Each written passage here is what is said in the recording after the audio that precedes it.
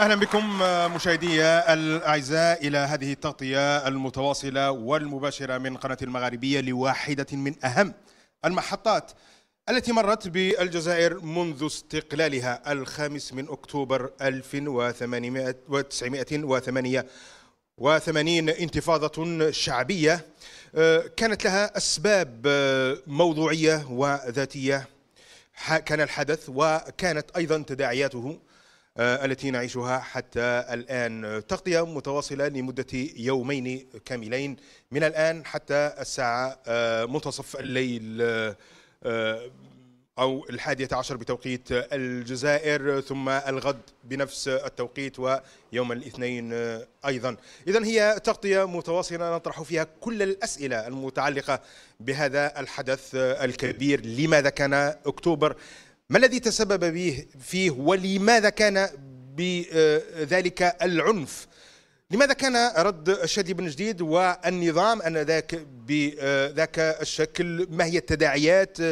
ما الذي حدث بعدها؟ كيف كانت الأمور حتى 1992؟ لماذا وقع الانقلاب في 1990؟ وأيضا لماذا استمرت التداعيات حتى 99 بذلك الشكل؟ نعرفوه حرب أهلية وضحايا، ثم نتحدث عن كل هذه التداعيات حتى ما حدث بعد 1999 ومجيء ما يسمى نظام عبد العزيز بوتفليقة، وأيضا الحالة التي هي عليها الجزائر الآن. هل تحمل نفس بذور أحداث أكتوبر؟ كيف ممكن أن نتفادى هذه الأحداث؟ كيف ممكن أن نمضي بالجزائر إلى بر الأمان؟ كيف ممكن أن نحدث التغيير الحقيقي الذي كان يبحث عنه المواطن الجزائري سنة 1988 ونذهب إلى الدولة الديمقراطية ودولة القانون ودولة العدالة ودولة الشرعية؟ إذن هي تغطية مستمرة مع مجموعة كبيرة من الضيوف بمختلف خلفياتهم وإيديولوجياتهم. نطرح عليهم الأسئلة العادية في هذه الأحداث. لماذا كان؟ ما الذي حدث بالضبط؟ ما هي التداعيات؟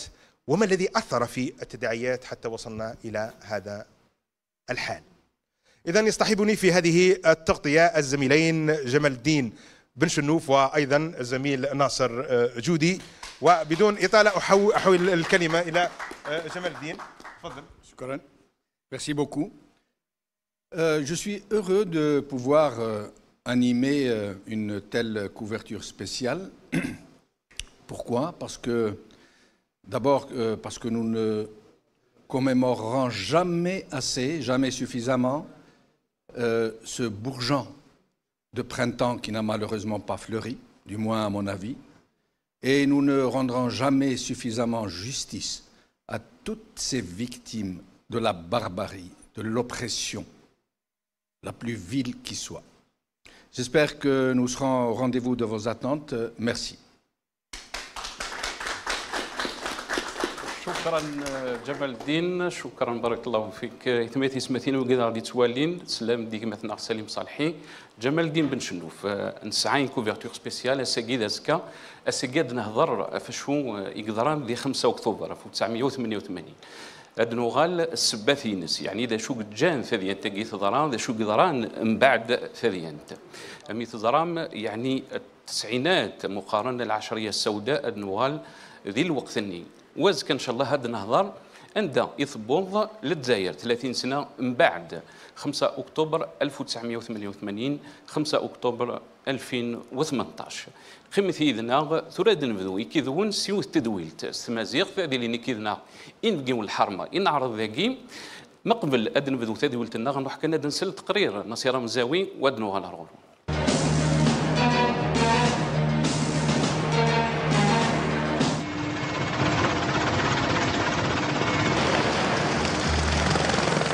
printemps arabe نغثف سوق تبارافن يقرندهن ذي كران تمورا ثعرفين ذي 2011 عندها غيكدودن تمورا يقيغ فغنداري فردان أرزان زاقلون الخوف والسوثرن ثيل الإنسان إزر فنسن إلا قنحصو ذاك انت مورثنا إكزوارن ثهود الحيض من الخوف إكسفدذو خبر أو حيض يران ثي خمامين يمذانن من بعد ثيموننت أياقي يضراد ذي 5 ثوفار 88 تاريخاكي يتحقون تسمكتاين إزايريين يال سكواس كل يوم أمكي تيتسواليا كراغ توالينت ذاين يلهاني مثامورث الناط كشم ذي العهد النظام العهد الملتي بارتيزم سلليا ومسلاي لمعنى امور مقران توالينت ذي الشامان ثيفركانت ذوك مزروين الجزائر إمي كلا تسلموت 500 ذي المزي نبلا قادي تصوطفن غير الحبوس ذو قادي تسوغبان ورديفان لا فرنسن نبلا ما نتسو ذاك نستفيرس كري سكواسن كان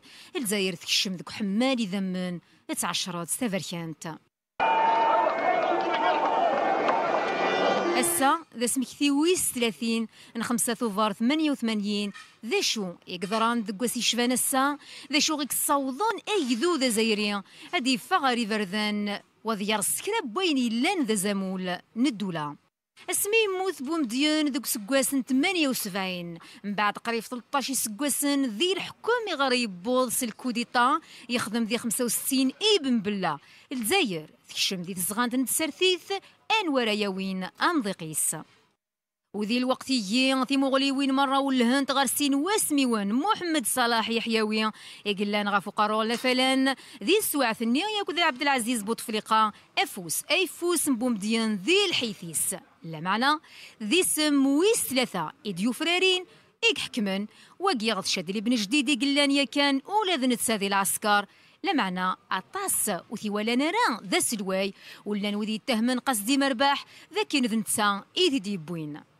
سينا شاد لي بن جديد نتا يقوغالن ذا سلواي ويس 3 الجزائر تيموننت يوثاك امشي راه يمحو التاريخ بومديان ذو قلاغ إزايريين يسيا غادي يسوفغ الجزائر ذي السوسياليزم ذي الاشتراكيه غير الليبراليزم لا معنى اوريطف يوث تضرايا سمينا كنيفغان ذي الحون ام سكورت تعرقص ولا تخلي نت يا زيط يسكشم الجزائر ذي الحكومينس ذي المعمعه غنطلفان ذي الحيف ظلاز سموح قرانيث نغيني مقارن الحقرة إمي غاولاقين الحقرة ذي العهدينس إيدي النلفة أمش إذ طرضاق تسواعث 25 سبتمبر 88 ان مالو سوناكوم يمنالي وكنا ذي الصغلي شرا يقرا الفساد ذي ثمورت الجزائر 4 ثوفار 88 افطوجن بورفان فذان شعلن ذيك راغي زنقان العاصمة الجزائر ثمناغث باب الواد الحراش رويبا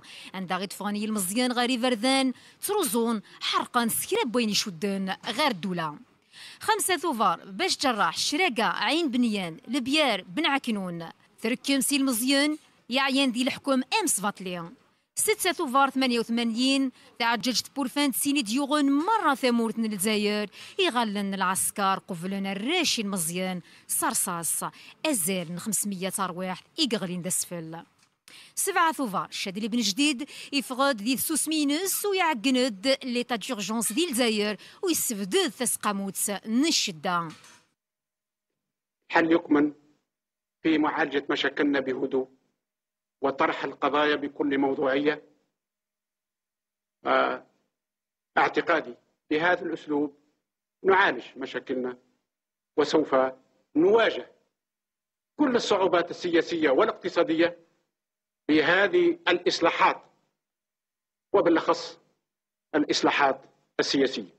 9 ثوفار شادلين إيفانود ذي تزرار التوحيد ذي تكسف الجزائر ذي سواع ثنيا إيوا كان هادي السيولي زايريا سومثا غارو تهدن إيوا عديثان سدوستور أمينوث أرى يفدلن ياكلو مورن تمورث ودي اللي ثبورا الملتي بارتيزم اكتل اللي ومسلاي.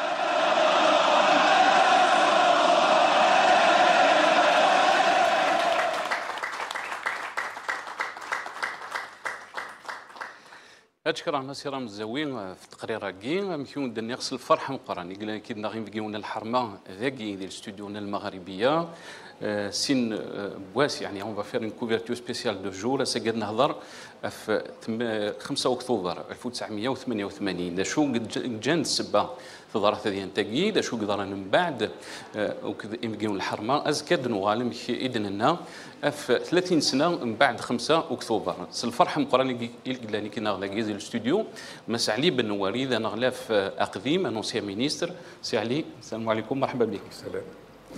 الفرحه مقراني قلنا ذاكي اكيدنا مثلا عزي عرب يون ان اونسيان ديبوتي اللي وني قدشن قلنا روسالتي عزي عرب الزول في الليل يعطيك الصحة ونروح مثلا الفرحة مقران دا غني قلاني كيدنا مثلا يدير ونغان ديون يعني يقدشن قلنا وسرثي بس يدير عسل ما ينك الزول في الليل. Merci beaucoup, merci pour l'invitation. يعطيك الصحة. هذه اللي كذا غني مثلا الطهر سيسرير ثنو مم تواليم ثدي ثديانت الطهر عسل ما ينك الزول في الليل. لكن أنا صار الزولك ويد غادي توين الزولي ويد يتبعن ثديانت. يعطيك الصحة. نبذو وكذا تدويلتنا ساقي ذا شو قدران دي 5 أكتوبر 1988 ذا شو جان السبان 5 أكتوبر وكذا ماس يعني علي بن نواري ماس علي بن نواري مرحبا بك. Quelles sont les causes donc du 5 octobre? Les causes du 5 octobre sont... Tout le monde en a parlé, mais peut-être c'est bien de le rappeler 30 ans après. Les causes immédiates, c'est la crise financière. Parce que le pétrole venait de baisser de manière dramatique jusqu'à moins de $10. 1986 à 88, le pays a perdu toutes ses ressources financières. Je peux en parler parce que j'étais émigré entre 81 et 88. Après 7 ans, le gouvernement m'a appelé. Le ministre des Finances à l'époque m'a dit « On a besoin de vous ». J'ai donc laissé tomber ma carrière en Suisse parce que c'était dramatique. Le ministre m'a dit, c'était le 15 septembre, le président est inquiet. Nous n'avons pas d'argent, il n'y a pas un sou en caisse. Il faut que tu nous aides. 15 septembre 88. Et il m'a dit, les Algériens qui sont à l'étranger, les experts, ils doivent rentrer nous aider. C'est la faillite totale. Je lui ai dit, j'accepte. Je suis rentré pour me déménager. Le 19 septembre, Chedli fait son discours. Tout le monde connaît ce discours. 2 éléments frappants. Le premier, la crise économique, financière, et il a dit, on ne sait même pas combien d'argent on doit à l'étranger. La deuxième, le peuple n'est pas content. Le peuple, eh ben, il n'a qu'à manifester. C'était une invitation au peuple à la révolte. Et le 5 octobre, donc, a été la confirmation éclatante de la crise. La cause immédiate, c'était la crise économique. Si le pétrole n'avait pas baissé, il n'y aurait pas eu de changement, à mon avis. Si aujourd'hui le pétrole ne baisse pas, il n'y aura pas de changement. Hélas, dans notre pays, les changements ne viennent que quand le pays est en faillite. C'était le cas. Maintenant, pourquoi le pays... On peut dire que le changement est lié au prix du pétrole. Le changement est lié au prix du pétrole parce que nous ne vivons que du pétrole. Donc, quand le prix du pétrole baisse, le pays est en faillite. Et la deuxième cause, c'est la cause structurelle. Le pays marchait sur la tête. Le pays ne travaillait pas. Il n'y avait pas une économie productive. C'est-à-dire que tout est comme aujourd'hui, étrangement. Le pays vivait de la rente pétrolière, c'est-à-dire des subventions. Le pays, aujourd'hui, est largement subventionné. Même le taux de change est subventionné. Ce n'est pas sa véritable valeur. Donc, tout ceci entraîne du gaspillage des ressources, comme dans les années 80. Une dépendance totale à l'égard du pétrole. On arrose les gens de subventions, donc ça ne les encourage pas à travailler. Ce que Boumediene avait fait, Chedli avait commencé à le démanteler, parce qu'il s'est rendu compte, Chedli. Et là, il faut que les Algériens savent que ce que Boumediene a fait, Benitou, c'était bien. Parce qu'au moins, ce qu'il a dépensé, il est toujours là, on le voit. Les boulonneries, les cimenteries, l'université d'Oran, l'université de Bebzoar. Mais le problème, c'est que le modèle économique était mauvais. Le modèle économique était catastrophique. Quand Chedli est arrivé, il faut rendre justice à Chedli. En 81, quand il a lancé son programme anti-pénurie, tous les Algériens étaient contents. Parce que c'était une austérité unique au monde. 40% du produit intérieur brut était investi. Le taux d'investissement était de 40%, record du monde.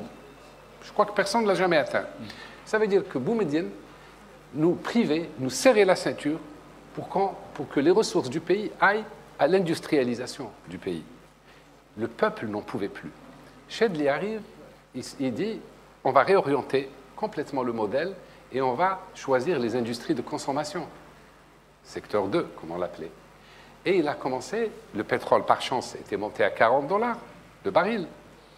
L'argent rentrait, coulait à flot, et l'erreur de Chedli a été évidemment de ne pas avoir des gestionnaires de talent, talentueux, qui pouvaient permettre la reconversion du modèle. C'est ça le fond de la crise.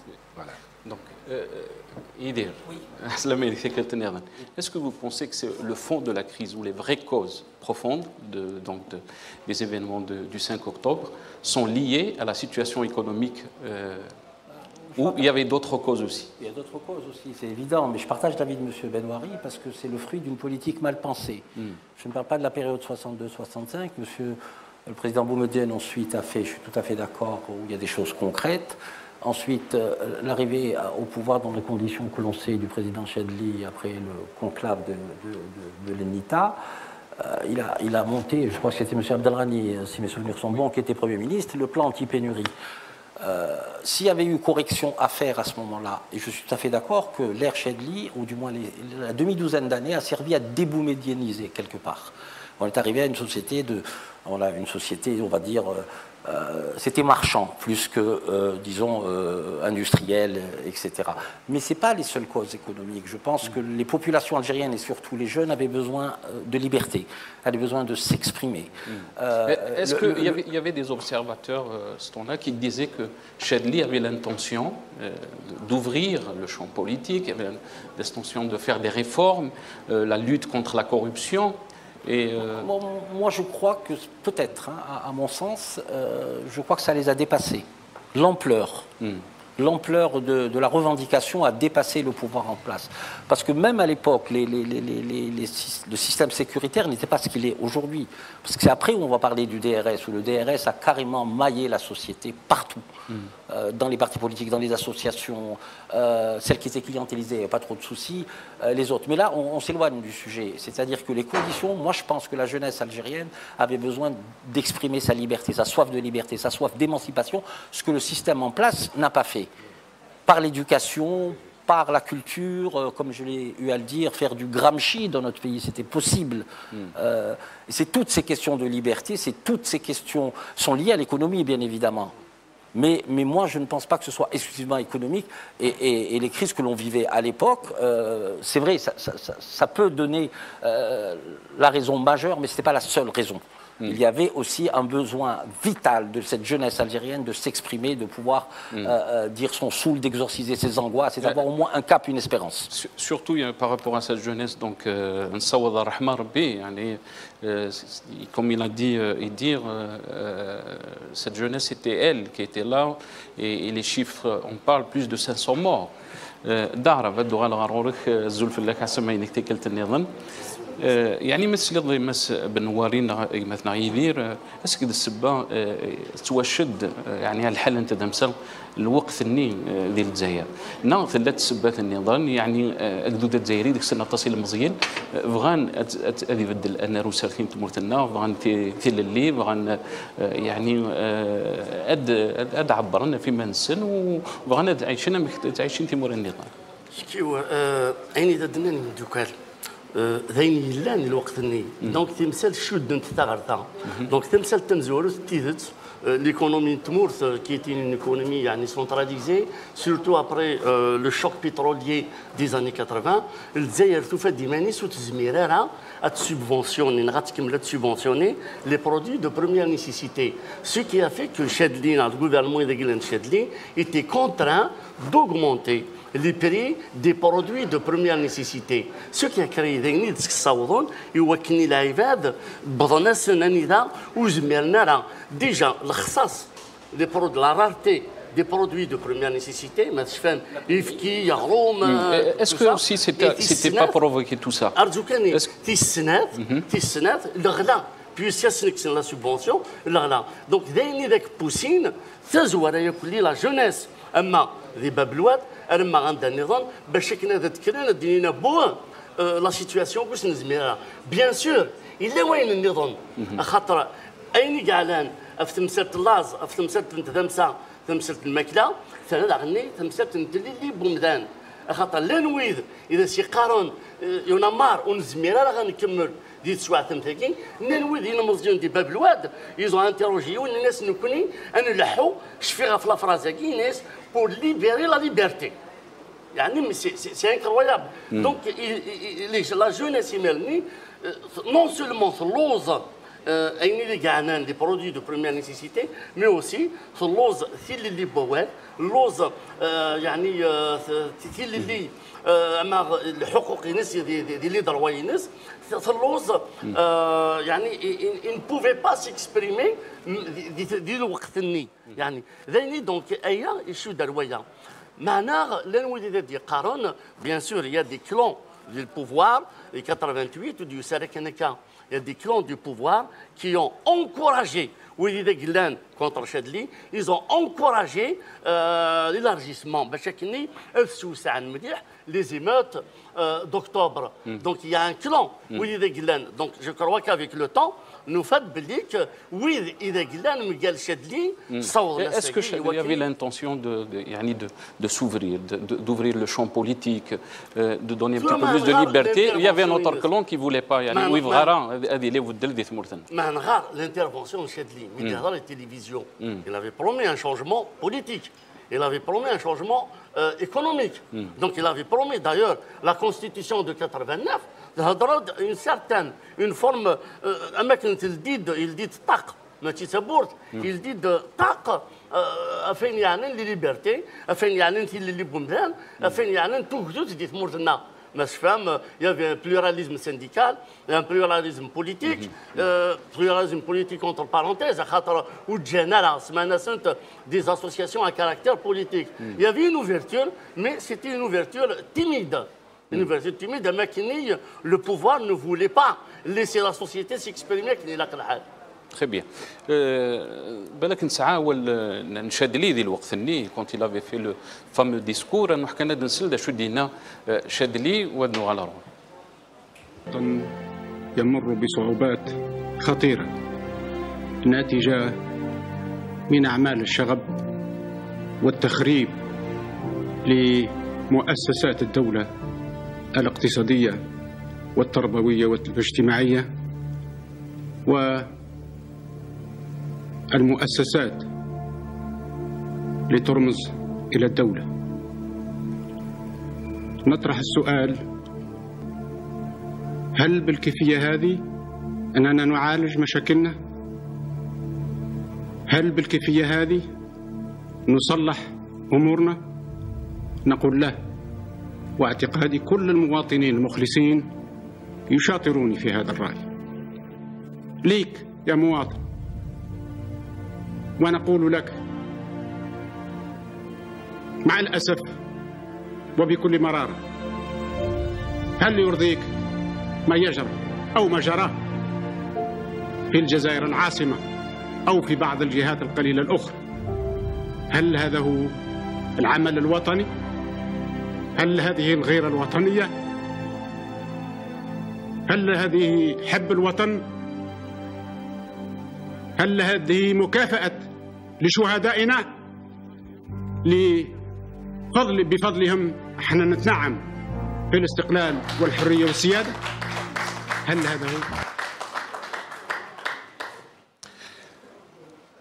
وقي دونك تسلم والنشاد لي ذي الوقت الني لو فامو ديسكور ادو على غار الطهر ذا كي الاستوديو طهر عسلامة يكتيك لتني ظن يعني لا جونيس لان ذي الوقت الني يعني هو كور دو سو موفمون ذا شو جان لا جونيس نهني قلان ذا السبان والتصي قموثن ذيك السن يعني نهضر اون بارل دو بلوس دو 500 مور زوالان كو ومن غرب اللي الموفمون هاكي سبونتاني سي با فري سي ان موفمون يدي روحن بيان سور لي زيشيك لو بوفوار بدات avec un coup d'État en 1962.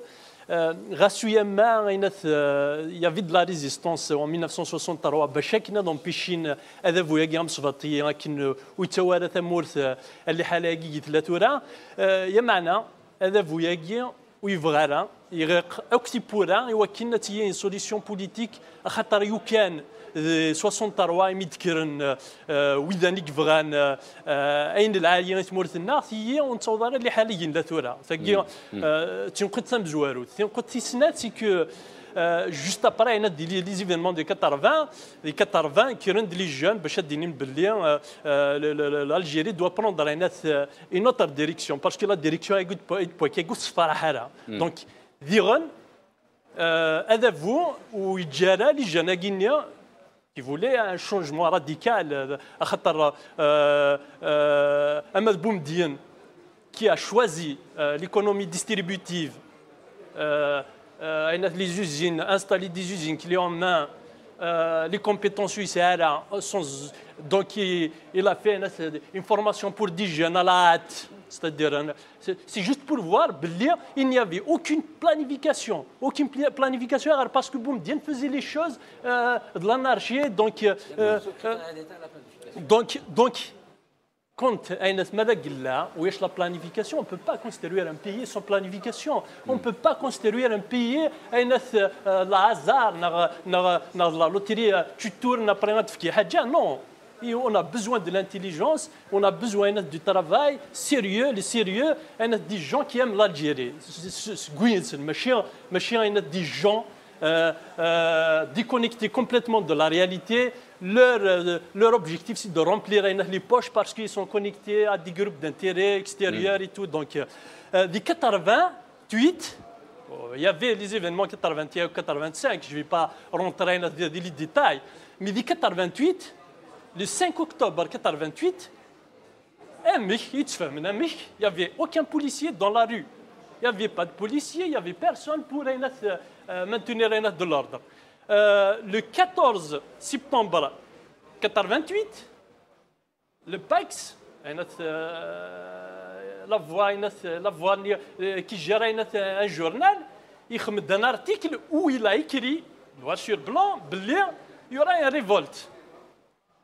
Je ne veux pas accuser le PAX, mais Aïrar, quelques jours après, il y avait un article qui a été écrit pour dire qu'en quoi il y aura quelque chose 21 jours après, c'est-à-dire 14 à 5, la semaine. Donc, après 3 semaines, comme par hasard, il y a des gens qui sortent dans la rue et il y a des gens en civil, différents, pour tirer des balles dans les voitures, soi-disant personnelles. Donc, et les gens à Guinée, personne ne les a arrêtés parce que le 5 octobre, il n'y avait personne pour intervenir, calmer. Donc, voilà, donc, c'est clair, dès le moment où il y avait, bien sûr, c'est des généraux qui gèrent l'Algérie, on ne peut pas le cacher, mais tout le monde le sait aujourd'hui. Pour notre système, pas réel, parce que le système réel, je ne crois pas aux clans. Les clans, ce ne sont que des gens qui sont là pour assurer la sous-traitance pour des groupes d'intérêt extérieurs. La France et les États-Unis. Parce que comme les généraux décident, je suis convaincu que les généraux ne décident rien du tout. Les décisions viennent de l'extérieur. Et la preuve tout faire, on l'a balayé. Très bien. Est-ce que vous pensez à Tahar? Vous pensez que c'était un mouvement qui était manipulé? Les 88 et les conclaves. Le conclave des généraux, c'est-à-dire les sous-traitants de l'extérieur, l'Algérie. Ils ont fait un conclave, bien sûr. Il y avait des gens qui voulaient un peu plus d'ouverture. Il y a d'autres qui n'étaient pas d'accord. Et la preuve, c'est que le 6 octobre 88, Zenzar, Ixoros, Belkher, à la tête pour gérer la situation à Alger. C'est Zenzar qui a géré la situation à Alger. Ça veut dire quoi? Ça veut dire le système. Il y a une partie qui a empêché le changement parce qu'ils ne voulaient pas de changement. Ils ne voulaient pas de changement tout simplement parce que le changement dérange une partie pour le système. Sinon, le système, ils sont tous d'accord pour garder le pouvoir. Par contre, des fois, quelquefois, ils ne sont pas d'accord sur des petits détails parce que l'un qui voulait une petite ouverture, d'autres qui voulaient fermer tout. Et d'ailleurs, Belkher a chargé certains éléments qui ont fait un travail en Kabylie pour empêcher la Kabylie en fait de s'associer au mouvement. Très bien. Donc très bien. voilà, Tsaguia. Et la réalité, bon, et les historiens, les historiens, selon un des historiens, je pense qu'il y a un acteur qui va Je reviens. Monsieur Benouari, qu'est-ce que vous pensez de ce qu'il a dit, Tahar Sissiri? Est-ce qu'il y avait un groupe qui essayait de bloquer tout changement? Oui. Il y avait cette période-là. On a vu le 7 octobre, donc il y avait l'état d'urgence qui était annoncé après tant de jeunes qui étaient morts. On parle de 500 morts. Qui était donc Chedli était pour le changement. En face, il y avait des forces donc, au sein du pouvoir qui étaient contre le changement. Maintenant, on commence à les connaître. Par exemple, Msadia était contre le changement.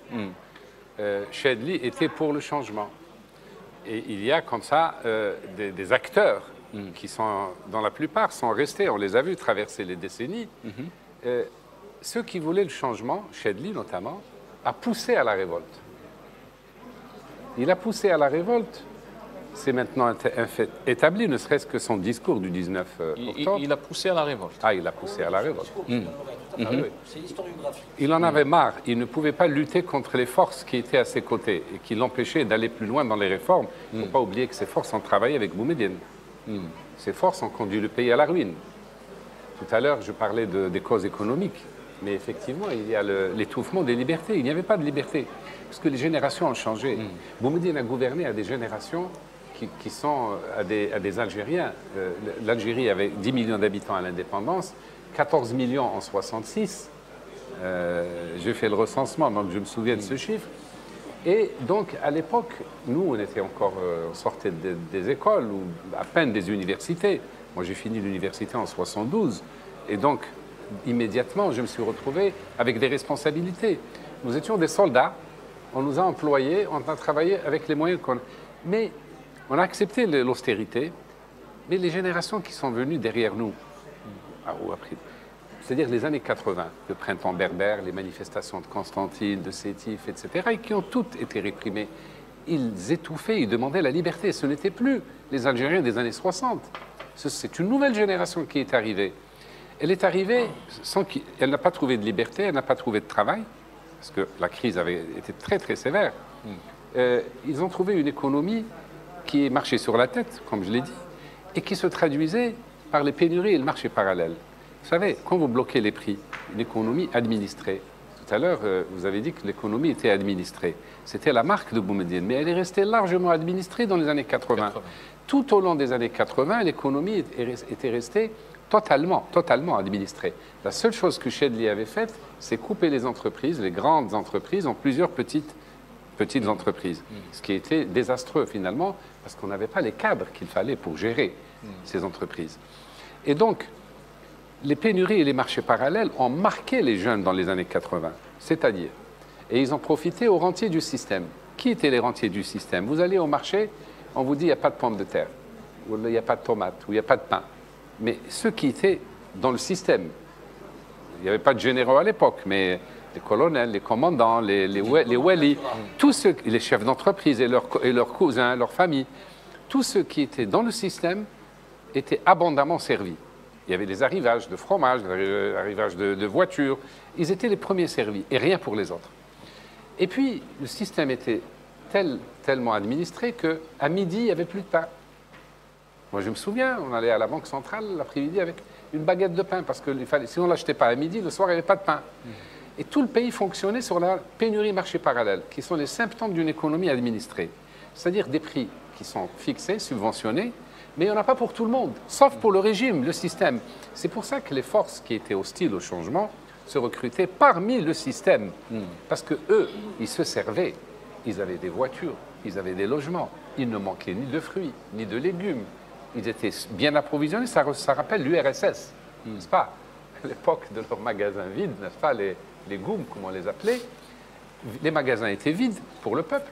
Mais derrière le comptoir, les apparatchiks se servaient. Donc ces changements sont venus. Chedli était conscient de ça et il avait promis, dès qu'il était arrivé, c'est pas à moi, personne n'a poussé Chedli à la mort de Boumediene. à libéraliser le pays, à supprimer l'autorisation de sortie. Chedli était un libéral. C'était vraiment un homme libéral qui croyait que l'Algérie ne pouvait pas continuer à fonctionner selon la planification centralisée à la Boumedienne. Les Algériens ont besoin d'être libres, de respirer, n'est-ce pas? Ils ont besoin de manger, de consommer. Malheureusement, au moment, et c'est cela qui est intéressant, au moment où ils pensaient pouvoir appliquer ces réformes, il a eu deux problèmes. La baisse du prix du pétrole couplée à la dette extérieure, parce que tout l'endettement de Boumedienne, c'est Chedli qui a dû le payer, ou qui était tenu de le payer. Le plan valide qui devait générer en 81 des ressources à l'exportation, GNL, le gaz naturel, pour rembourser la dette. Mais la dette, on l'avait, mais on n'avait pas, puisque les projets GNL ont été arrêtés, plan valide. Et donc, on s'est retrouvé avec une dette qu'on ne pouvait pas rembourser. Le résultat, on exportait pour 10 milliards de dollars et on remboursait pour 10 milliards de dollars de dette. On n'avait plus rien à manger. Et Chedli devait donner à manger à l'appareil de production, à la population, etc., etc. Ça, c'est la baisse du prix du pétrole qui a mis à nu les contradictions du système qui étaient structurelles. Chedli savait qu'il y avait ces problèmes structurels. Il a entrepris de les résoudre. Mais la baisse brutale du prix du pétrole l'en a empêché. Et quand il a vu qu'il n'avait plus les moyens, il s'est dit, la seule solution, c'est de libéraliser et sortir du parti unique. Et au moment où il a voulu le faire, les forces très très fortes, très grandes, se sont opposées à lui et il a dû provoquer le peuple, amener, seulement ça l'a dépassé. C'est ça un peu le problème. Et là, je crois que tout le monde, tous les observateurs, tous les analystes sont d'accord pour dire oui, le 8 octobre a été provoqué, mais ils ont sous-estimé, pour les raisons que je vous ai indiquées, la révolte et la violence de la réaction du peuple. Il fallait gérer l'intelligence de Chedli, une immense intelligence. Aujourd'hui, il faut lui rendre justice. Il pouvait n'apporter qu'un traitement sécuritaire, la répression. Eh bien, il a choisi, comme aujourd'hui, si aujourd'hui Bouteflika avait l'intelligence de Chedli, eh bien, il apporterait une solution politique et institutionnelle aux problèmes économiques qui se posent aujourd'hui, moral aussi. Chedli a eu l'intelligence très vite, avec son discours du 11 octobre, je crois. Il a dit, je vais engager des réformes. Et il l'a fait. Il l'a fait. Aujourd'hui, on demande une constituante, Chedli l'a donné, enfin une nouvelle constitution. Le pluripartisme, c'est Chedli. Les lois, avec Hamrouche et les réformateurs autour de lui, ils ont, à marche forcée, ils ont libéralisé totalement toutes les structures du pays. Très bien. Donc, un libéral, c'est quelqu'un qui a fait des changements. Nouvelle constitution donc, de 89. Oui, et il a fait une réforme. Je crois qu'il était contraint et forcé. Mais pour répondre à le camarade du plateau, je ne pense pas qu'il faille dire que c'est complètement agencé, les conditions qui ont présidé à... Il faut dire que ça bouillonnait déjà, et là je rejoins l'ensemble des intervenants, déjà, et M. Azi l'a dit, la pénurie et l'augmentation des produits de première nécessité. Et ça a commencé à phosphorer, à avoir des tensions et de très grosses crispations au niveau de la zone industrielle de Régaillard-Rouiba. Donc, sous l'égide d'un syndicat, le GTA, qui était pratiquement un des éléments de l'état profond du système, qui n'arrivait pas à maîtriser.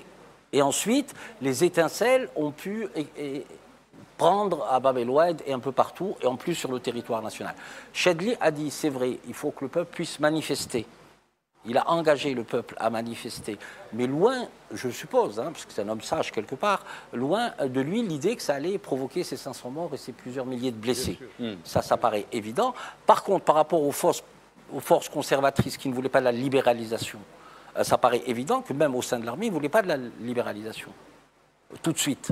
Rappelez-vous, par exemple, à un des congrès du FLN, à l'époque où vous aviez le carré des militaires, comme le PCUS soviétique, quand, à propos de la génération des militants des droits de l'homme, de 85, il a dit publiquement, et ça, il faut acter ça, voilà, ils veulent nous parler des droits de l'homme en Algérie, c'est pour qu'on passe à Ta'addudiyya al-Hizbiyya, c'est comme ça qu'on dit, pour le multipartisme.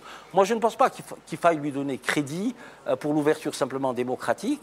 C'est sûr qu'il a été l'acteur majeur, il était institutionnellement président de la République, Mais je pense qu'on ne peut pas dire que c'est grâce à lui que le système s'est un peu ouvert. Je pense que c'est une somme de choses. Et par rapport au clivage des en tous les cas, clans... Il a facilité l'ouverture, la preuve oui, du changement de la Constitution. À ce moment-là, parce que ce n'est plus économique. C'était la liberté d'association, la liberté d'avoir des associations à caractère politique, etc. etc. On ne va pas revenir sur la sémantique. C'est un point de débat. Parce qu'aujourd'hui, Bouteflika peut très bien faire la même chose. Tout mais à il fait. refuse de le faire. Non, mais, il refuse de faire ce que On reviendra sur ça, sur cette demande. Justement, vous voyez le comportement de deux présidents. Non, tout à fait. Ce que je veux vous dire, alors pour le président Bouteflika, on pourra en parler. Au contraire, ce système-là, aujourd'hui, se restructure de manière autoritaire. Il est même liberticide et c'est un grand danger pour les populations algériennes. Voilà la différence. Le souci, c'est celui-là. Mais pour juste terminer, il faut se dire une chose, c'est que c'est la somme d'éléments qui ont fait octobre 88. On ne peut pas isoler les uns des autres. C'est une somme de choses. Et nous n'avons pas, 30 ans après, de documents que des sociologues, que des anthropologues puissent, par rapport déjà aux archives que ne serait-ce que de la DGSN et des services de sécurité. Très bien. Une question qui était majeure pendant les événements du 5 octobre, pourquoi la Kabylie n'a pas embrassé les événements du 5 octobre d'Arab? Pourquoi la Kabylie n'a pas embrassé les événements du 5 octobre? Justement, je le rejoins, il y avait Belkhair qui a chargé un certain nombre de militants en Kabylie pour éviter justement à ce que la Kabylie ait le mouvement. Ceci dit, je suis entièrement d'accord avec toi. On ne va pas dédouaner Chedli quand on voit la manière dont il a géré le mouvement d'avril 89, quand on voit comment il a géré la manière dont il a réprimé le mouvement d'avril 80 et la manière 85 et la manière aussi dont a été réprimé, parce que à la démission du général Ben Yelles, nous dit Yourad Khaled Nazar, vous avez vu la manière de 500 morts, donc on ne peut pas dire que Chedli n'était pas responsable. Il voulait se débarrasser de ces gens-là, justement. Et oui, Chedli voulait se débarrasser de tous ces gens-là. Il a nommé Khaled Nazar à la tête de l'armée. Quand Ben Yelles a démissionné, il a nommé Khaled Nazar. C'est qui Khaled Nazar? C'est un ancien lieutenant de l'armée française. Et c'est quelqu'un qu'on a vu avec le temps, on l'a découvert. Nous voilà comment il réprime à chaque fois. Oui. Mais est-ce qu'en 88, quand il a été nommé, est-ce que Chedli pouvait savoir qu'il allait tuer, qu'il allait faire tout le mal qu'il a fait à ce moment-là et dans les années 90? Il était président, Chedli. Mais comment... Il avait toutes les manivelles quand même. Oui, il avait la Constitution de son côté. Est-ce qu'il savait que Khaled Nazar allait devenir ce qu'il est devenu, une espèce de boucher? Contre l'armée a commencé à tirer sur les jeunes, des Bablois ou ailleurs, et il pouvait arrêter ça. Le problème, c'est la responsabilité. Le problème, si on est un pays stabilisé, il y a la responsabilité politique. Là, je te rejoins. Sûr, ça a duré quelques jours. Responsabilité. Octobre, il a d'abord politique. Donc il y avait une tendance au sein du FLN qui voulait se débarrasser de Chedli et qui était contre les réformes, on va dire, entre guillemets, entamées par Chedli, parce que le libéralisme sauvage, le libéralisme je parle sous votre contrôle, vous pouvez. Le libéralisme sauvage, écoutez, ça a amené quoi? Ça a amené de la corruption à tous les niveaux. Ça a amené quoi? Vous venez de le dire, même en tant que cadre, il a qu'à une baguette, parce qu'à midi, vous ne trouverez pas de baguette. Sinon, voilà ce qui a ramené le libéralisme de Chedli. C'était un libéralisme sauvage qui a fait que l'Algérie avait en fait deux Algéries, deux vitesses. L'Algérie a deux vitesses. L'Algérie des cadres et des gens du FLN et des généraux et des gens proches du pouvoir. L'Algérie du peuple et du citoyen et du fonctionnaire qui, vous venez de le dire. Ça c'est le syndicaliste qui parle. Si vous voulez, on va informer les gens. On va essayer d'informer les gens. On peut avoir des opinions divergentes, des sensibilités, des approches différentes. Mais les faits... Je voulais juste rappeler que Chedli n'était pas aussi clean que ça. Il était responsable vous avez raison. de ce qui est arrivé en 88. Mais on est obligé d'informer les téléspectateurs. Tout à fait. De leur donner quelques précisions. Chedli a entamé les réformes politiques dès son discours, et ça s'est manifesté par le référendum de novembre. Je vous dis que Chedli était contraint d'entamer ces réformes. Il n'avait pas le choix. Mais il avait le choix. La pression du peuple. Mais il fait allusion au gouvernement de Hamrouche. Chedli, écoutez, ça c'est Hidoussi qui m'a raconté ça. C'est les réformateurs. Voilà. Il m'a raconté ça dans un vol, j'étais son conseiller, entre Paris et Tokyo. Il m'a dit ce qui s'est passé cette nuit-là. Il m'a dit, Chedli devait lire un discours qui n'était pas celui qu'il a lu. Il a été préparé par l'Arbi Belkhair et d'autres. Et pendant toute la nuit, il rédigeait, lui et Hidoussi, avec Hamrouche. Et à 3h ou 4h du matin, ils sont allés chez le président en lui disant, si tu lis leur discours, ça va s'aggraver, tu vas aggraver la situation. Discours que lui avaient préparé les autres, les adversaires des réformes, ou ceux qui n'avaient pas intérêt, qui ne voulaient pas que ça se calme. Ils lui ont amené un discours. Le discours qu'il a lu, peut-être que c'est une première que j'informe, mais Hidoussi est vivant, Hamrouche est vivant, vous pouvez les interpeller sur ce point-là. Ils sont rentrés avec un discours. Seulement, jusqu'à la dernière minute, les Belkhair et autres ne savaient pas que Chedli n'allait pas lire leur discours. Et au moment où il a commencé à parler, ils ont compris, ils avaient la mine défaite. Alors, vous voyez, concentrons-nous quelques secondes sur cet événement. Chedli avait le choix, là. Il avait deux directions à prendre.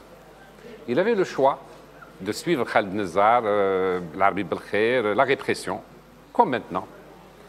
Et l'autre choix, l'autre option, qui était les réformes, une approche, une solution politique aux problèmes sécuritaires, économiques, etc. Il a choisi, il a fait un choix. C'est de cela qu'il faut le créditer. Après, donc, référendum en novembre 88, constitution en février 89, et en janvier 88, il y avait déjà eu les lois 88-01 et suivantes, initiées par les réformateurs sous la direction de Hamrouche. Ces réformes ont commencé à restructurer par la restructuration des entreprises.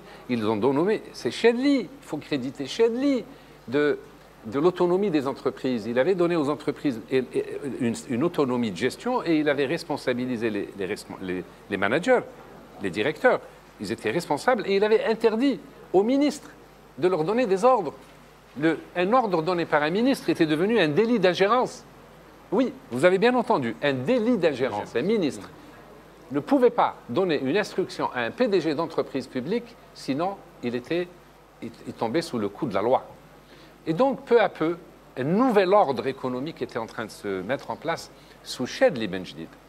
Nous sommes dans 89, la nouvelle constitution arrive, et là, c'était les réformes politiques qui se sont accélérées avec l'arrivée de Hamrouche, mais déjà quand il était à la présidence, vous vous rendez compte, les lois sur le travail, la loi sur le travail, la loi sur les associations politiques et non politiques, et la loi sur la monnaie et le crédit du 10 avril 1990. Ça, c'est son fait d'armes. Toutes ces lois devaient justement remettre le pays qui marchait sur la tête, de le remettre sur les pieds. Ensuite, l'économie de bazar à laquelle vous faites allusion s'est développée après le départ de Chedli. Elle a été facilitée par la levée du monopole de l'État sur le commerce extérieur, parce que la loi 90-10 a levé le monopole de l'État sur le commerce extérieur, parce que le pays étouffait, les Algériens avaient faim, ils ne pouvaient plus aller au travail, il fallait faire la queue pour acheter du pain, du lait, etc. Vous ne pouvez pas continuer comme ça. Et grâce à Chedli, l'économie s'est remise à fonctionner de manière rationnelle. Après son départ, des abus, l'économie de bazar s'est installée, qui s'est aggravée dans les années 90, pendant que les gens mouraient, il y a des gens qui gagnaient des milliards. Les milliardaires d'aujourd'hui sont nés dans les années 90 et ils se sont singulièrement développés avec Bouteflika. Aujourd'hui que le pays est en ruine, en lambeaux, en morceaux, il est par terre. Bouteflika a le choix de faire comme Chedli. Regardez le nombre de voix. De partout s'élèvent des revendications politiques en disant ouvrez le pays, faites des réformes politiques et institutionnelles, mais rien à faire. Le clan refuse, même si le pays devait crever. Voilà la différence entre Chedli et Bouteflika. Très bien. نسعى اكيد ازوا حمو الحاج ديونا معذورا ام بليسي دي ايفينمون دو 5 اكتوبر قلنا نكيدنا مسا زوا حمو الحاج السلام عليكم ازول فلاح الزول فلاح السلام الاول الزول في الاول الزول في الاول الزول مس ازواو ود نسلاره عسلامينك مس ازوا حمو يعطيك الصحه بس ازوا وحمو يعني كشتيني الليض مازمرا دينيني الشاهد ديون دغنيك تواجرحن فوزات blessé à vie malheureusement. Des choses مرضار ديني شو قدران ذي الوقت ني. سمحي أيضا لكابتن le pouvoir qui chaque fois il y a des révolutions, il y a des émeutes, كانت صعبة. نو أكتوبر 88 ودي كرارة في الماكلة كم سواروس. فهمت؟ ودي كذا الشبكة ودي خطر فيها السيستماتيكي كذا الشاب يتوسع لكن يتوسع قرو باسكو يفوك باش قبل ولا أكتوبر 88 il faut voir des choses qui viennent قبل أكتوبر 88 il y a eu le soulèvement de 1963 il y a le maquis de 63 il y a eu le coup d'état d'Espéry en 67 il y a le printemps berbère en 80 il y a le soulèvement de Constantine de Sikif un بعد يوسع أكتوبر 88 أكتوبر 88 كارنت جنوية كيف يستخدمون يفغس نفوس الو وي ادنسل مسازوا là où j'ai dit c'est le système un cran du système et c'était خلقا خاطر شو نكشف على باب جرة على باب الود تعديك الطوموبيلات باناليزي كارنت الغاشي il faut كتفهم الزكا باسكو شو هذا السيستم كي عند اذكر شيها انه يخصص الزيت يخصص نو يخصص سي فري دي سواف اذا كل شيء يخص اذا كل شيء يخص مي الغاشي يعني اشترى شي محقرانيش واشترى لافير من نيس الشادي في ربي هنا هذاك واقيلا 25 مليار الغاشي تصفات يفوت والد الناس الشادي غادي يجي يروح لامريك فاتين بعد يجلس في الصاد اون بليس انت الخدام من الصومال كل يجي يزولا مسازوا يعني اغدني كان باللي vous avez perdu votre bras يعني يزم فتوسيك دي لي زيفينمون امك Moi, j'ai perdu mon bras pendant l'officiel de Babelou du 6 octobre. La veille, juste le jour où شكل جديد إعادة تلفزيون في 80 بين بنسي في 3 من نوال إن شاء الله من بعد في l'officiel de Babelou خاطر من l'officiel de Babelou تيسي على كنكتي سي بريميديتي.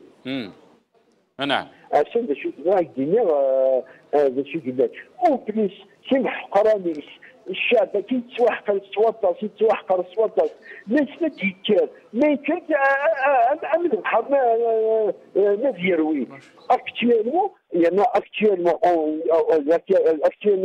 اكتوبر 2010 tous les ingrédients sont réunis pour une explosion.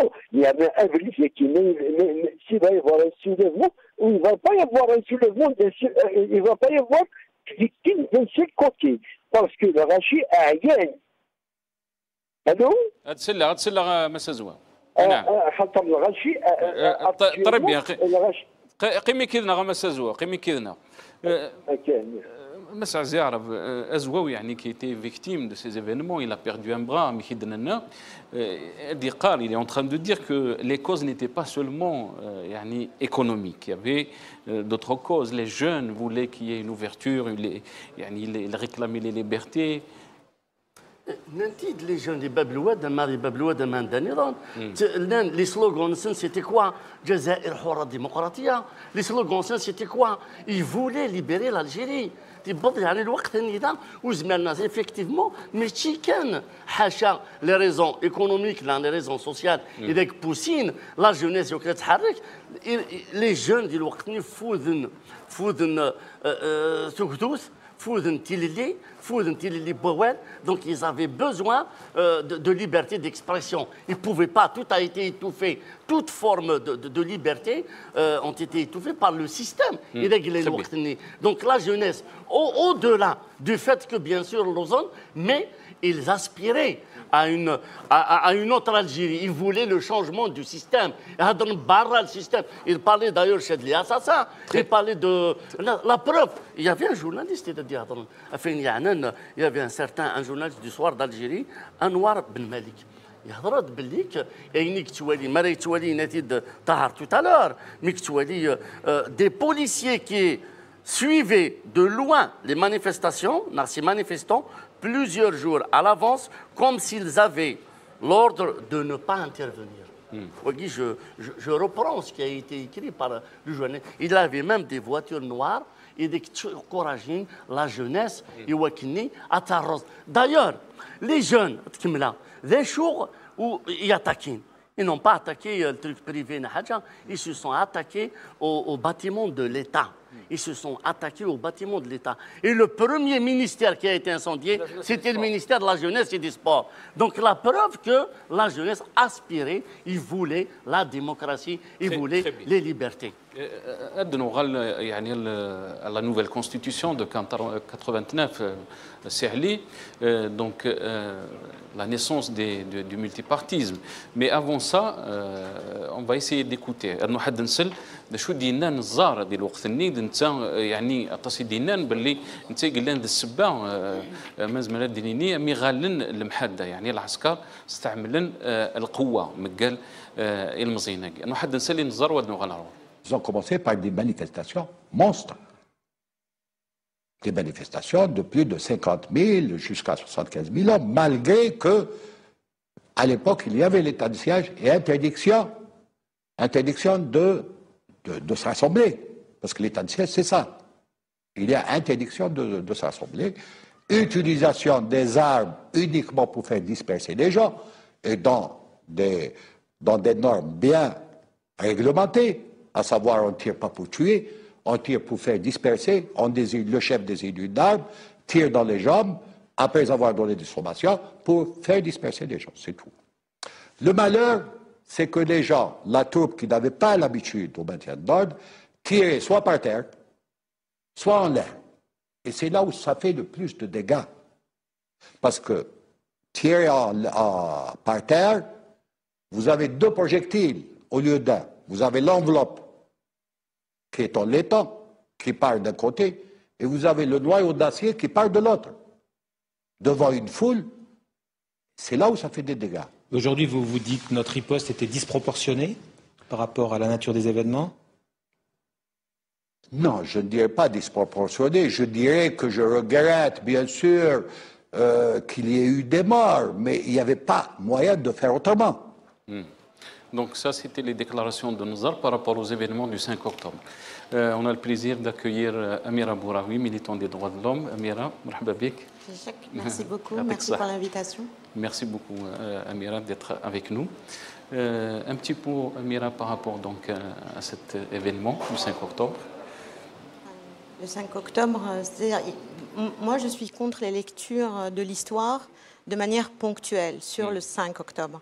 Parce que le 5 octobre est quand même le résultat de pas mal de dates qui sont venues avant le 5 octobre 88. Le 5 octobre 88, c'est une marmite qui a à un moment explosé, mais elle était en bouillonnement continuel depuis quand même pas mal de temps. Et quand on remonte, si on n'énumère pas les erreurs qui ont eu lieu depuis les dates qui sont venues avant, le printemps berbère, la répression, et on remonte avant encore dans l'histoire et de l'indépendance de ce pays, de cette indépendance confisquée, et bien sûr, la colonne vertébrale du régime que l'on conteste aujourd'hui et qu'on veut voir changer, qui est le FLN bien entendu et le parti unique. Le octobre 88, c'est le résultat d'un petit peu tout cela. Très bien. Nouvelle constitution, multipartisme, c'est allé? Oui. Le mérite, je dirais, de Chedli a été d'engager le pays dans la voie de la transition démocratique. Après, ce que c'est devenu, c'est autre chose. Mais en tout cas, la Constitution de 89 a pavé la voie à toutes les lois qui ont été votées par la suite sur les associations qui a permis au peuple de respirer. Rappelez-vous, des milliers d'associations ont été créées dans la foulée, de manière libre. Des partis se sont créés dans toutes les directions. Il y a eu le FIS, il y a eu le RCD, il y a eu... C'était un peu la volonté d'ouvrir le paysage politique à toutes les sensibilités. C'est clair. On l'a reproché par la suite à Chedli, mais enfin, Niyataou, la volonté, c'était de n'exclure personne. C'est comme s'il avait décidé de n'exclure personne, ne sachant pas ce qui allait se passer. Encore une fois, il faut bien situer. Chedli, c'est une époque, on ne peut pas lui faire endosser tout. J'écoutais tout à l'heure Khaled Nezar. Il y a du vrai aussi dans ce qu'il dit. Quand il dit que l'armée n'est pas faite pour faire la police, c'est la vérité. Comment est-ce que vous pouvez lâcher des blindés, des militaires, pour calmer des manifestants? Attendez, M. Benmouri, juste un point d'ordre. C'est qu'à partir du moment où il y a eu la proclamation de l'état d'urgence, il a conféré les pouvoirs de police à l'armée. Ça a été fait de manière mécanique. Excusez-moi de vous avoir interrompu. Mais c'est vrai. Mais le problème n'était pas dans la décision elle-même, mais dans le fait que... Parce que la décision devait être prise dans la panique, dans l'urgence. Mais l'armée n'était pas préparée à ces tâches. Et il y a eu beaucoup de maladresse due à cela. C'est juste pour... Je referme la parenthèse. Cette constitution, elle a été violée à plusieurs reprises. Zerouel a instauré... Il n'y avait pas la limitation des mandats dans la constitution de... Zerouel a limité les mandats à 2. Mais pour le reste, il n'y a pas eu de gros changements, si ce n'est qu'aujourd'hui, le pouvoir actuel a, malgré les dispositions qui sont contenues dans la Constitution, il ne les respecte pas. Le pouvoir actuel a décidé que la Constitution était un torchon. Non seulement il a fait voter par l'Assemblée nationale fantoche l'amendement qui libère les mandats, donc il n'y a plus de limitation des mandats, donc c'est une première entorse, et puis ensuite, tout ce qu'il a fait, y compris s'asseoir sur la Constitution, fait qu'aujourd'hui on peut dire que nous n'avons pas de Constitution, comme nous n'avons pas de Parlement, comme nous n'avons pas d'hommes politiques, nous n'avons pas de partis politiques. La plupart des partis politiques sont caporalisés. Les clubs de football sont caporalisés. Tout est caporalisé. C'est le pays où il y a le moins de liberté probablement au monde aujourd'hui, en dépit des apparences. C'est pour ça que quand vous me parlez de la Constitution, aujourd'hui le problème c'est que la Constitution n'est pas appliquée. Elle n'est pas appliquée parce que, regardez, je vous donne un exemple. Parmi 1000. Généralement, je n'en parle pas. Mais enfin, il faut bien qu'un jour, je l'utilise au moins comme exemple. Nous avons une direction générale des libertés publiques. La Constitution et la loi permettent à des Algériens de créer un parti politique. Bien. J'ai voulu créer un parti politique. J'ai réuni, j'ai des militants à travers toutes les wilayats. J'ai préparé un programme. Bref, j'ai satisfait à toutes les exigences posées par la loi. Laquelle, absolument, laquelle loi vient en application d'un article de la Constitution. Eh bien, un coup de téléphone, de qui je n'en sais rien, mais on peut le deviner, eh bien, Ali Benouari n'a pas le droit de déposer un dossier d'agrément. Je n'ai pas le droit de déposer un dossier d'agrément. Je suis le seul. Il y a eu des partis qui ont déposé, mais qui n'ont pas été agréés, on ne leur a pas répondu. Mais moi, à la date où je vous parle, depuis plus de 3 ans, depuis mars 2016, y compris quand j'ai écrit avec accusé de réception pour demander un rendez-vous, dès qu'ils entendent le nom de Ali Benouari ou de Nida Al-Watan, on me raccroche. Ça veut dire, c'est quoi? C'est dans la loi? Non. C'est dans la Constitution? Non. Donc si j'en parle, c'est juste pour vous dire, et ce n'est qu'un exemple, mais on peut les multiplier à l'infini, ce pouvoir n'aime pas l'Algérie, n'aime pas les textes qu'il produit, n'aime pas la Constitution qui le légitime. Ce pouvoir est un pouvoir de voyous. Oui, c'est un pouvoir de voyous, de voleurs, de brigands, de truands, de menteurs, de tout ce que vous voulez. Et je ne leur applique pas d'ailleurs le terme de pouvoir politique. Parce que quand on est un pouvoir politique, il y a des règles. On respecte des règles. Ouais, Constantine, on vous a traité comme un bandit. Des policiers de votre pays, de la République algérienne, vous, médecin, docteur Amir Abouraoui, ils vous ont traîné dans la rue, ils vous ont ligoté, ils se sont assis sur vous dans leur fourgon, et ensuite ils vous ont chassé comme une malpropre hors de la ville. Vous croyez que c'est un pouvoir politique, ça? Enfin, soyons sérieux. Donc, quand on parle de constitution, attention, il y a le texte, mais il y a son application. Très rapidement, parce qu'on veut faire participer les spectateurs. Pour rebondir sur ce qu'a dit monsieur... Si vous voulez, vous pouvez poser des questions, on va vous faire passer le micro. Pour juste revenir sur ce qu'a dit monsieur Benouari, ce qu'il y a, c'est que c'est l'archétype de l'exercice du pouvoir qui s'exerce en fait hors de la Constitution. Et on a une espèce de dichotomie chez nous qu'on n'est pas arrivé à rompre. Il y a le pouvoir, j'allais dire, de jure par le droit, et il y a le pouvoir de facto. C'est ce qu'on dit, le pouvoir formel et informel. Et en plus, le pouvoir s'exerce chez nous de manière... c'est-à-dire, il est hors institution, donc vous n'avez pas de recours, en fait. Et c'est ça qui est dramatique. Et tout ça nécessite des actes pédagogiques, et ça nécessite même dans le cadre des futures actions politiques, il me semble, à vraiment faire un acte pédagogique énorme. Et ça prendra au moins une décennie à le faire, ça. Voilà. Mened, Aslam. Bonsoir tout le monde. Salam alaikum. Moi j'ai une question aux vétérans, si j'ai le droit de vous appeler les vétérans de la politique en Algérie. En tant que jeune, j'ai une question relative à la société algérienne. Tout en sachant qu'en 86, il y avait la fameuse crise économique et crise pétrolière au monde qui a provoqué après le 5 octobre 88 les fameux événements qui ont quand même permis à l'Algérie de s'ouvrir, soi-disant, entre parenthèses, politiquement après. Ma question est la suivante pour les anciens qui sont plus âgés que moi. Comment voyez-vous la société algérienne maintenant, 30 ans après, et quel est l'impact de la crise économique dont vit l'Algérie aujourd'hui? Ça, c'est la première question. Deuxième question, malheureusement, le pouvoir en place, c'est un pouvoir qui a été imposé.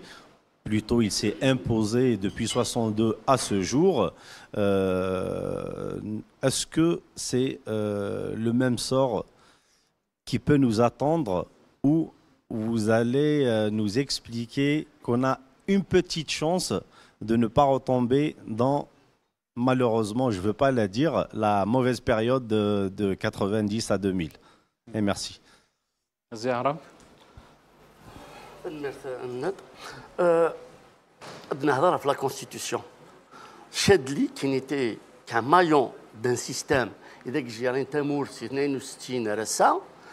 il n'avait pas les mains libres en quelque sorte. Il était relié à un système dont il était le produit d'ailleurs.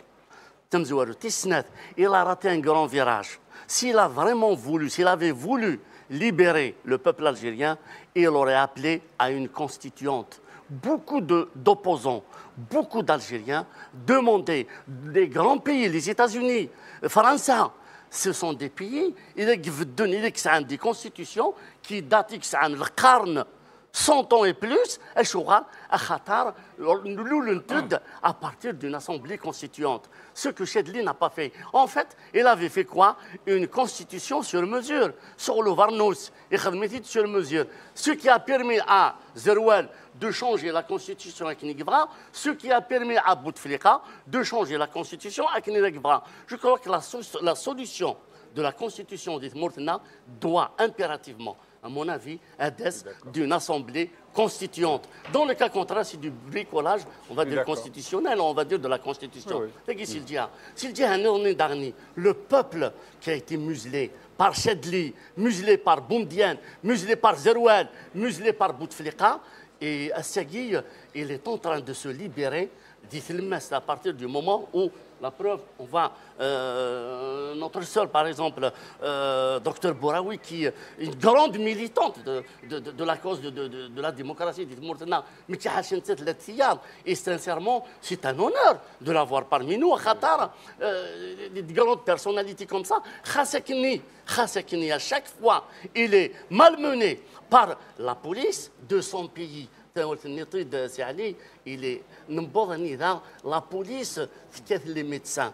Elle n'est pas la seule médecin à être tabassée par la police. Je vous rappelle le mouvement des résidents universitaires, des résidents de l'hôpital Mustafa qui ont été massacrés par la police algérienne. Mais la police a reçu des ordres. Les anciens militaires, les retraités de l'armée, une manifestation, ils sont massacrés par leurs collègues. Très bien. Massacrés par leurs collègues. Donc, le système, même vraiment, c'est la constituante. Amira Boulaoui, par rapport à la question qui a été posée. Par rapport à la question, je ne pense pas avoir été beaucoup plus âgée que le monsieur à l'époque des événements de 88. C'est-à-dire, mais j'ai eu la chance de les vivre de l'intérieur. C'est-à-dire que je vivais Est-ce que vous pensez qu'on a raté un grand virage comme il le dit dans un quartier populaire, à Bab el-Oued, avec un char devant le lycée l'émir Abdelkader. Hein, c'était ça, hein, le paysage auquel a assisté l'enfant à l'époque. Est-ce qu'on a raté un virage? Bien sûr que oui. Bien sûr que oui, parce que ça a explosé et ça a permis justement la naissance d'une certaine presse libre, le multipartisme, mais un faux multipartisme. C'est pas possible de parler de multipartisme avec la présence du FLN. On est resté avec le système du parti unique, qui a eu après un petit frère RND qui lui sert de secrétariat d'administration. Mais il n'y a pas eu, ça a permis effectivement la naissance de nouveaux visages politiques, de sensibilité. Et c'est vrai que ça, c'était un acquis. Oui. Mais malheureusement, et ça il faut le dire, comme le FLN a dit, nous sommes la légitimité révolutionnaire et nous sommes l'Algérie. Le fils par la suite a dit je suis Dieu et je suis la religion. Alors que la légitimité révolutionnaire appartient à un peuple et le peuple appartient à Dieu pour ceux qui y croient et appartient à sa destinée. Et pourtant le peuple a voté pour le fils.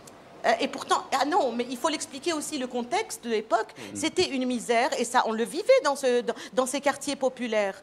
Et puis, à force d'être injuste, on peut comprendre que certains, il est tellement face à l'injustice qu'il dit et après, quand on instrumentalise la religion, bah, ça prend assez vite. C'était un vote sanction. Mahdi Bsikri, marhaba bik, une question? Alors, juste un petit commentaire, si vous le permettez. Concernant le 5 octobre, moi, je ne me pose pas la question pour savoir s'il y a eu manipulation ou pas. Moi, à l'époque, 88, j'avais 5 ans.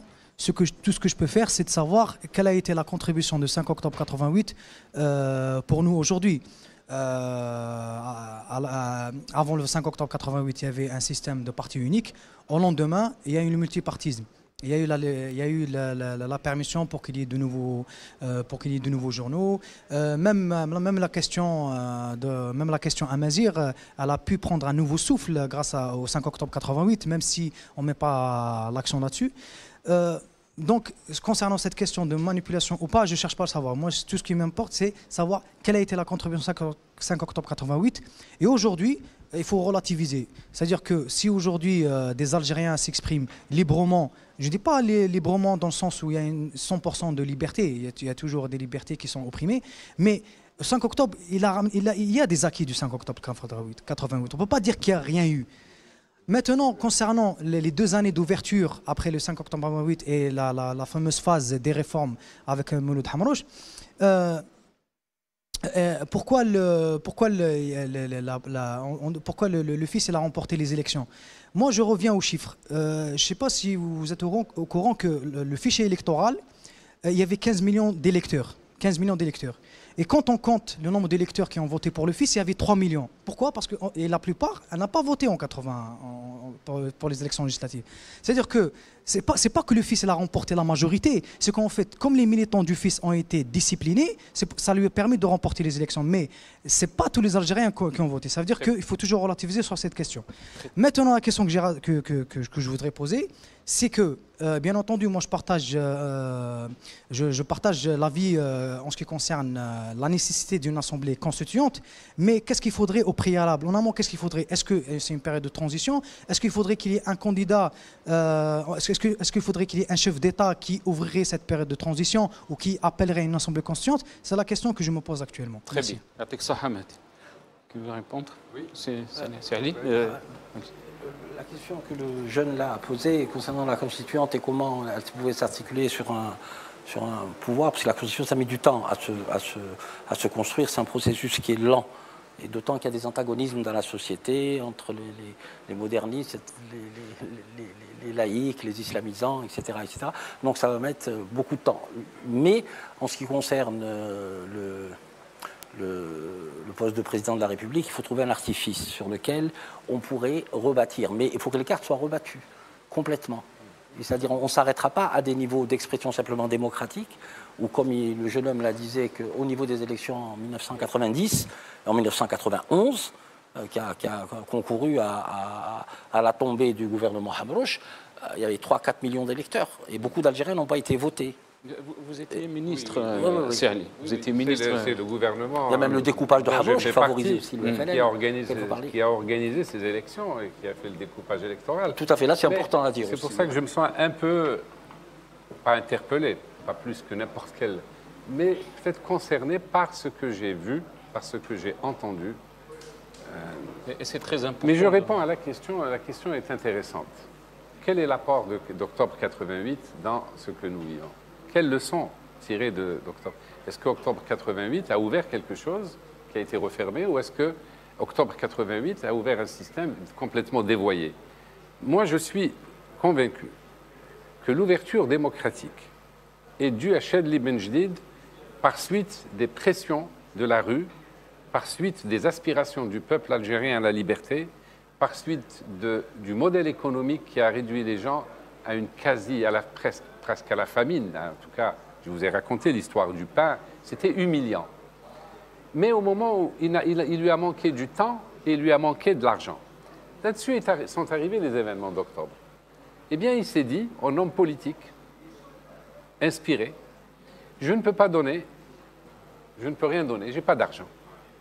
Et pourtant, il faut calmer la rue. Eh bien, il a donné des réformes politiques. C'est toujours par analogie avec la situation que nous vivons. Quand on n'a pas d'argent à donner aux gens, on leur donne la liberté de s'administrer eux-mêmes. C'est cela dont nous parlons. Octobre 88 a été refermé en janvier 92. Je vais vous parler des erreurs qui ont été faites en janvier 92 par l'interruption du processus électoral. Et puisque j'étais dans ce gouvernement-là, j'ai voté l'interruption. Je me croyais intelligent. Vous avez voté l'interruption? Oui, bien sûr. Je l'ai regretté par la suite et j'ai fait mes excuses publiques au peuple algérien d'avoir été présent là et de m'être fait manipuler à ce point. Comme tous les démocrates, ils nous ont demandé de nous mettre derrière les chars. On s'est mis derrière les chars et ils ont tiré sur les gens. Ils nous ont promis monts et merveilles. Ils nous ont ramené pire que ce qu'ils... Ils ont voulu nous éviter la guerre civile. On l'a eu. Ils ont dit qu'on vous éviterait... On l'aurait quand même eu si on n'avait pas arrêté le processus. Oui, j'y arrive. Les libertés, elles n'ont jamais été autant étouffées que depuis l'interruption. La régression économique et sociale qu'ils voulaient nous éviter, on l'a eu en plein malgré 1000 milliards de dollars. Où qu'on n'a pas laissé une expérience aller à son terme. Et c'est là le plus intéressant. C'est vraiment un débat. Et nous, Algériens, nous devons apprendre à communiquer sans tabou. Il n'y a pas intégriste d'un côté, démocrate de l'autre. C'est quelque chose qu'on nous a inculqué dans la tête. En réalité, il y a des Algériens assoiffés de liberté. Les uns utilisant de bons moyens et les autres utilisant de mauvais moyens. Alors, la première erreur a été d'agréer un parti islamiste. Brahim Chibout, parce que la constitution de Chadli disait qu'on ne peut pas constituer un parti politique sur des bases religieuses, ni linguistiques, ni etc., régionalistes. Et pendant qu'il débattait de ce projet de loi, de la loi électorale, de la loi sur les partis, à l'Assemblée nationale, mon collègue, ministre des Anciens Moudjahidines, au gouvernement, Brahim Chibout, il est vivant, me dit, tu sais, c'est Ali, cette histoire d'agrément du fils, on était en train d'en parler et il était hors de question qu'on agrée le fils. La Constitution l'interdisait. Et tout d'un coup, pendant qu'on en débattait, je reçois un coup de téléphone de la présidence. La présidence, la présidence. Il n'y avait pas de mobile, donc il a cherché un bureau et un fixe. Il y a un téléphone relié à la présidence. Il me dit, ici, c'est Hamrouch. C'est Sil Mouloud qui me dit, Sil Mouloud. Quand le chauffe, avec l'article, il raconte chauffé, qui butait parce qu'il ne pouvait pas agréer le fils avec la Constitution. Quand la loi sur les associations à caractère politique que vous êtes en train de rédiger, rajoutez le mot exclusif. Et ça passe. Alors ils ont rajouté le mot exclusivement, c'est-à-dire qu'on n'a pas le droit d'agir sur des bases exclusivement politiques. Et on a fait passer le fils. Bon, donc c'est clair que le pouvoir était conscient, c'est une erreur, c'était une erreur, parce que la religion appartient à tous. Mais il y a ceux qui sont malins, qui se croient malins, qui utilisent la religion qui s'allume. Parce qu'ils sont plus malins que les autres. Mais le but, c'est d'arriver au pouvoir. C'était ça que la constitution de Chedli interdisait. Mais la loi, sur l'inspiration de qui? Les indices de la France, possible, je ne sais pas. Toujours est-il que ça, c'est une chose. Ensuite, le fils. Le fils a travaillé de manière magistrale. C'est un modèle d'organisation politique dont les partis politiques devraient s'inspirer aujourd'hui. Vous vous rendez compte? Ils ont fait voter les femmes, ce que les démocrates n'ont pas réussi à faire, ni en juin 90, ni en décembre 91. Ils ont voté en masse. Ils ont voté comme un seul homme. Les femmes par procuration. Non, il y en a beaucoup qui sont allés voter. Je suis désolé. Dans le En début. 90, on autorisait les gens à voter sans procuration en prenant la pièce d'identité ou du monsieur ou de la dame. Et c'est dans la journée que le gouvernement Hamrouch a mis le holà, mais c'était trop tard. Là, donc, en interrompant le processus électoral, en dissolvant le fils, etc., nous, on pensait enfin qu'on allait continuer le processus autrement, c'est-à-dire de meilleure manière. Or, c'est cela le problème, il est là le problème. C'est que, état d'urgence pendant 20 ans, par là, tous les abus, des milliardaires par paquet, des massacres d'Algériens qui n'ont rien demandé à personne, qui n'ont voté pour personne, la terreur noire. Ensuite, Bouteflika sur un plateau. Il est venu de janvier 92. Donc, mois pour mois, Chedli, octobre 88, janvier 92, c'était la période vertueuse. Janvier 92, c'est la période infernale que nous vivons encore. Et si aujourd'hui, nous devions retenir quelque chose d'octobre 88, c'est reprendre notre boîte à outils, parce que nous avons une précieuse boîte à outils, nous autres Algériens. On n'a pas besoin de voir à la limite, ce que les Tunisiens ont fait, ou les Syriens, ou peu importe. Nous avons été le premier pays arabe dans sa diversité, à dissoudre, dissoudre le parti unique, à instaurer le pluripartisme. Nous sommes riches de l'expérience de juin 90, des élections municipales. Nous sommes riches de l'élection législative de décembre 91. Nous sommes riches de l'interruption des élections, parce que nous savons que quand on fait avorter un processus électoral et quand on se met derrière les chars, il y a un coût. Allez faire rentrer aujourd'hui les chars que nous avons encouragés en janvier 92. Très bien. Voilà. Khalaf Saïd est avec nous. Je ne sais pas si j'ai répondu à la question. Azul Flaoun. Salam alaikum, bonsoir. Je crois qu'aujourd'hui, pour parler du 5 octobre, il faudrait revenir un petit peu en arrière et dire ceci, que notre pouvoir, depuis l'indépendance, n'a jamais eu de projet politique, social, économique. Parce qu'il est issu de coup d'État en coup d'État. Il n'y a jamais on a eu un projet politique, social, économique pour l'Algérie. Ça, c'est un. 2. Octobre n'est pas venu comme ça. spontanément. Elles sont naturelles. Elles ne peuvent qu'être naturelles. Le 5 octobre, Youssad, parce qu'il y a eu la fin des années 70, le mouvement des étudiants. J'étais lycéen au lycée Ahmadiyya, je me rappelle très bien, j'apporte un témoin. On fait rare que Verdun نغلق الليسيات نسوفوق دلواشولات في السبت خفيس طوارو. نفر نتنادي في تللي، نتنادي في لا ليبرتي. Voilà d'achou نتنادي à l'époque. Et 80, 81, 85, on ne doit jamais l'oublier. Ne l'oublions pas. C'est cette série de Nidalat-là, des étudiants qui ont fait exploser le Shara al-Jazairi. Et quand on nous dit que Chadli n'avait pas d'argent, donc il a fait exploser le Shab, a-t-il répondu? Je pose bien là une question politique. A-t-il répondu à cette explosion-là par des mesures économiques? Non. Il a fait l'ouverture, la soi-disant ouverture démocratique avec une nouvelle, la Constitution de 89. Et celui qui regarde bien الحالة النفسية للرئيس الشاذلي الله يرحمه في الخطاب نتاعو le 11 الحالة النفسية نتاعو, je pense que c'était quelqu'un qui était affaibli. Il a cédé, il a accepté toutes les pressions de la rue et des autres clans du pouvoir. Et je vous remercie. Merci. يعطيك الصحة مس خلاف سعيدي. أزيار.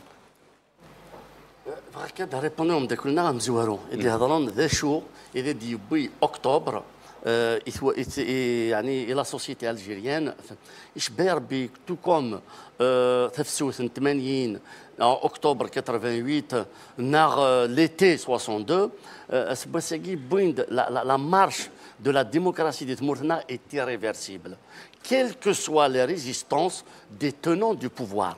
أكني يفغو يعني حبسنت وذيك تفن البوفوار سباساكي لا مارش دو لا ديموكراسي تي ايغار خاطر تساد دي بروفوندور من الشعب تساد سي الشعبي دوسا تساد دو لا سوسيتي دونك اين راد ياسون سي تلمس الشعب اين راد ياسون بعدا ما راد ياسي لا جونيس ولي زميرانا ونيك حكم انت مورت هذا تيحبس في السنات يمدو كلنا اذا يهضرنا فين يعني لا كونستيتيونت bien sûr qu'il y a des éléments, il y a des mécanismes. D'abord, il a un état civil. Il faut aller impérativement vers une transition démocratique. Une transition démocratique où ça sert à quelqu'un. Il faut des mécanismes. Les mécanismes, ça dépend de la volonté de réellement. Donc, le Canada voudrait réellement libérer le peuple algérien. Il aurait été vers ce genre de mécanisme, vers une réelle démocratie. Ça n'a pas été le cas. Ouvrana le système où il la démocratie des Mourtena. Quelle que soit la résistance, la démocratie est irréversible. S'il dit s'il dit la démission, la responsabilité de Chadli qui démissionne. Il dit à Vrid, et j'aimerais bien des émissions. Bachakna Nozar, 20 noirs, il est responsable de la décennie noire. Il y a les islamistes, il y a le pouvoir, il y a donc il bosse à la décennie noire. La responsabilité est claire. Pour moi, le fils, les généraux au pouvoir, ils partagent la responsabilité de la décennie noire. Il faut écrire l'histoire dans ce sens. Vers un apaisement. Pourquoi il partage alors que de la responsabilité. Pourquoi il partage la question qui se pose, pourquoi il partage alors que l'un est victime de la violence? Là, il était... Effectivement, le fils était victime. De la violence. Il intègre le vote. Les élections. Voilà. Et pourquoi les mettre dans le même... Shfir Asmi Hamd Allah yarhamou, il avait invité les responsables du fils, Hachan Allah yarhamou, et Sina, faites attention à les bruits de bottes. Ne donnez pas l'occasion. Effectivement, c'était ça. Et la marche de janvier 91, ni État islamiste, ni République, ni État intégriste, ni État policier, ni République intégriste, je crois qu'il s'inscrit dans cette logique-là. Le deuxième tour, le deuxième tour, le fils utilise la majorité. Très Et en plus, très bien, on n'a pas beaucoup de temps. Qui était président, il avait les moyens de dissoudre l'Assemblée nationale. La Constitution lui permettait de dissoudre l'Assemblée nationale en cas où le fils exagérait. Moi, quand on parle de la responsabilité de Chedli ou d'un tel ou de tel, pour moi, c'est toujours le système, le régime, et il fonctionne comme ça. Chedli a été désigné. On n'a jamais voté pour Chedli, et d'ailleurs, on n'a jamais voté pour personne. À chaque fois, on nous a ramené des présidents et on nous les a imposés. Et comme le dit très bien Al-Hajj Al-Anqa, le Mgioud Maïguid. Quand tu reçois des ordres et que tu travailles, qu'on te dit, tu fais ceci, tu donnes ceci, il n'avait pas, je ne sais plus qui c'est qui disait tout à l'heure, il n'avait pas les mains libres. Un président de la République, c'est autre chose. C'est quelqu'un à qui un peuple donne une légitimité pour décider du sort de la nation après avoir présenté un projet, un programme, une feuille de route et pour qui on fait confiance. Et quand la confiance est rompue, on lui montre le chemin de la porte. Et il respecte la Constitution avec son nombre de mandats. Aujourd'hui, c'est un cafouillage généralisé sur... On essaye d'analyser à chaque fois des micro-abcès, alors que c'est tout le système qui est pourri. Très bien. Et dire. Oui, par rapport à tout ça, on est tous plus ou moins d'accord. Je suis d'accord avec Mme Bouraoui. On juge par abstraction, on segmente les choses. Alors, il y a tout un continuum de pensée. Quand tu dis... il avait le pouvoir de dissoudre, il avait une pression des militaires pour la suspension du deuxième tour. Après, ça a donné Saint-Egidio. Saint-Egidio a été condamné. On avait beaucoup de camarades qui, au FFS, sont sortis à cause de ça. Je parle de nos amis communs. La question qui se pose, si Saint-Egidio s'est cassé, moi, à mon avis, c'est la lecture que je fais, c'est pour la première fois dans l'histoire d'Algérie indépendante que la décision échappait à l'armée.